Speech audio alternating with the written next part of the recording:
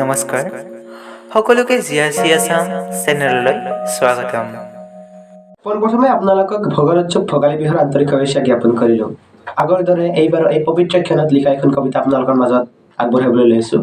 যেন সকলোৱে উপভোগ কৰে তাকে কামনা কৰিলোঁ।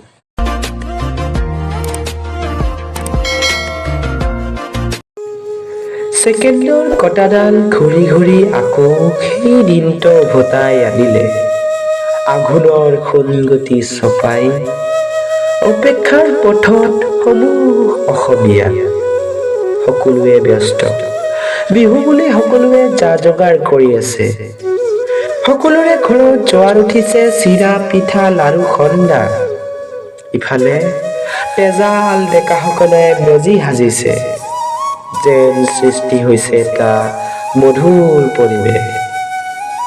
মানে সকলোৱে ব্যস্ত অসমীয়াৰ ভোগৰ উৎসৱ ভোগালীক আদৰিবলৈ। বিহু বুলি ক'লে অসমীয়াৰ গা উঠে যেন বাঢ়ে গাৰ তেজ।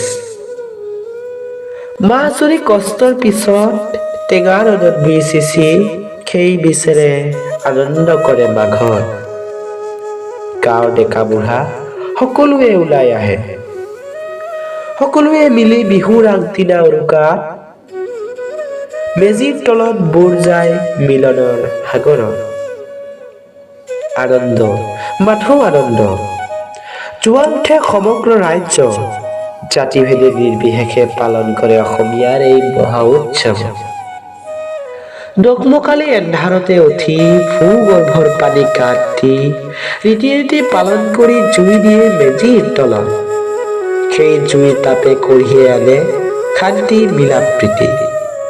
ৰঙা টিকটিকীয়া সূৰ্যৰ পোহৰে প্ৰতিফলিত কৰি তোলে গোটেই অঞ্চল।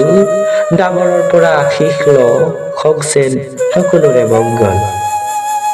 ইফালে পাত্ৰত ভৰি থাকে পিঠা লাৰু চিৰা আৰু অন্যান্য সোৱাদৰ খাদ্য। গোটেইৰে ঘৰত মলমলাই থাকে লাৰু পিঠাৰ গোন্ধ। এই পৰম্পৰা উৎসৱ যুগ যুগ ধৰি চলি আছিল, চলি থাকক নহওক যেন বন্ধ।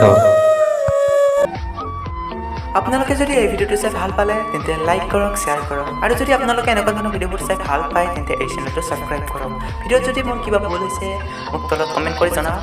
আহিব লগা নতুন ভিডিঅ'ত আকৌ লগ পাম। তেতিয়ালৈকে বাই বাই। জয় হিন্দ, জয় অসম।